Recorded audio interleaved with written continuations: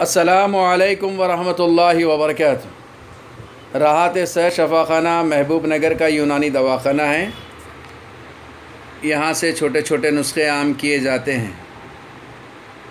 WhatsApp पर मेरे 20 group है और मैं ये ग्रुप बंद करना चाह रहा हूँ, तमाम ग्रुप, इसलिए कि मेरे 2 चैनलों में अल्हम्दुलिल्लाह काफ़ी मवाद मौजूद है, घरेलू चुटकुले ज़्यादा मौजूद हैं। अक्सर मैं कहता हूँ कि औरतों और बच्चों के ताल्लुक़ से मुझसे सवाल ना करें, लेकिन बेचारी औरतें बार बार ये कहती हैं कि हकीम साहब सफ़ेद कपड़े का जवाब और सवाल, उनका एतराज़ सफ़ेद कपड़े के बारे में कहिए, सफ़ेद कपड़े के बारे में कहिए। और ये परेशानी हमें बहुत ज़्यादा हो रही है। सफ़ेद कपड़ा अल्लाह ताला की बहुत बड़ी नेमत है। इससे दुखूल में आसानी होती है और होंठ नहीं फटते हैं। अब सफ़ेद कपड़ा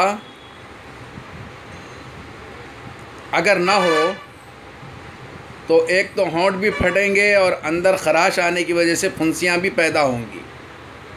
अक्सर औरतें सफ़ेद कपड़ा की दवाएं लेने के बाद में ये कहती हैं कि वहाँ पे हमें फुंसियाँ हो रही हैं और वहाँ पे जो है बारीक बारीक ज़ख़म आ चुके हैं।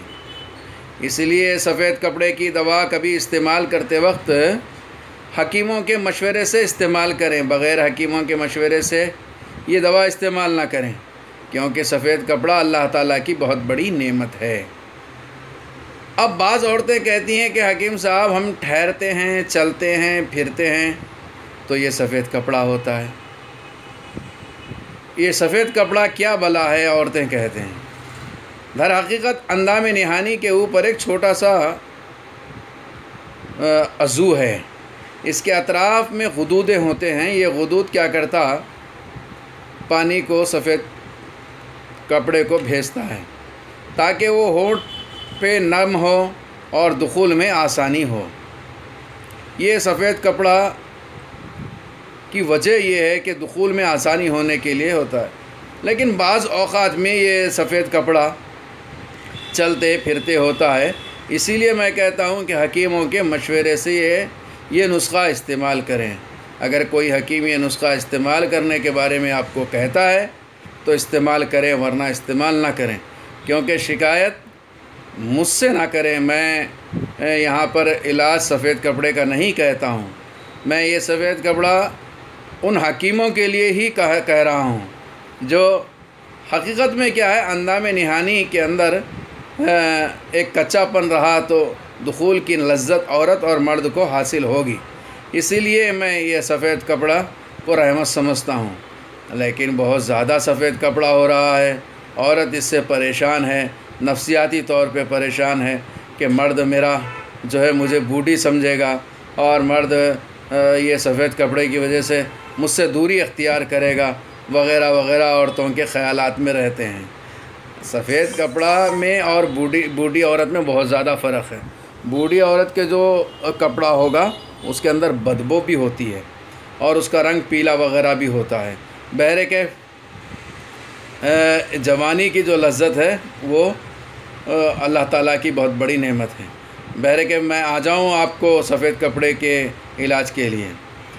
1 लीटर का बाटल ले लो, इसमें पानी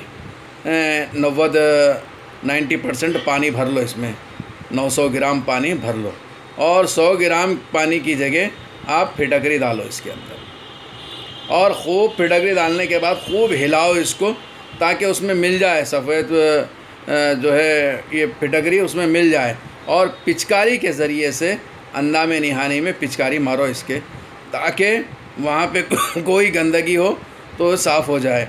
दर हकीकत पाक रहे तो ये तमाम सफ़ेद कपड़े के परेशानियों से महफूज रहती। उसके अलावा ख़यालात को भी पाक रखें।